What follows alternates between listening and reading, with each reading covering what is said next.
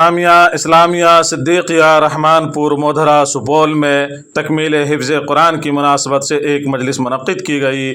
اس مجلس میں دور دراز کے علماء کرام اور علاقے کے علماء کرام شریک ہوئے۔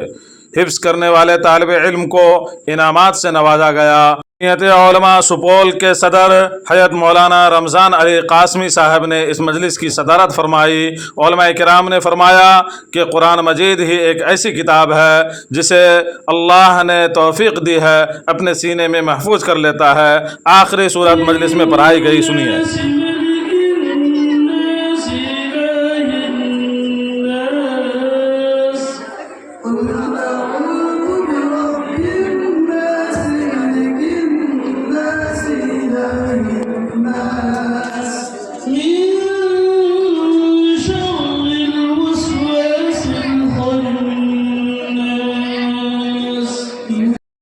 مدرسہ کے بانی و ناظم حضرت مولانا منت اللہ صاحب نے فرمایا کہ یہاں طالب علم کو عربی بھی پڑھائی جاتی ہے، اردو بھی پڑھایا جاتا ہے، ہندی کی بھی تعلیم دی جاتی ہے، انگلش کی بھی تعلیم دی جاتی ہے، میتھ کی بھی تعلیم دی جاتی ہے، تاکہ یہاں کے پڑھنے والے طالب علم ہر میدان میں جا سکے اور وہاں انہیں کامیابی مل سکے۔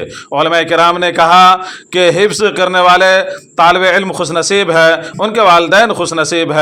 کل قیامت کے دن ان کے والدین کو نور کا تاج پہنایا جائے گا اور اللہ رب العزت حافظ قرآن کو یہ حق دیں گے کہ آپ اپنے خاندان میں سے 10 ایسے گنہگار کو جن کے اوپر جہنم واجب ہے ان کی سفارش کریں اور انہیں جنت میں لے جائیں۔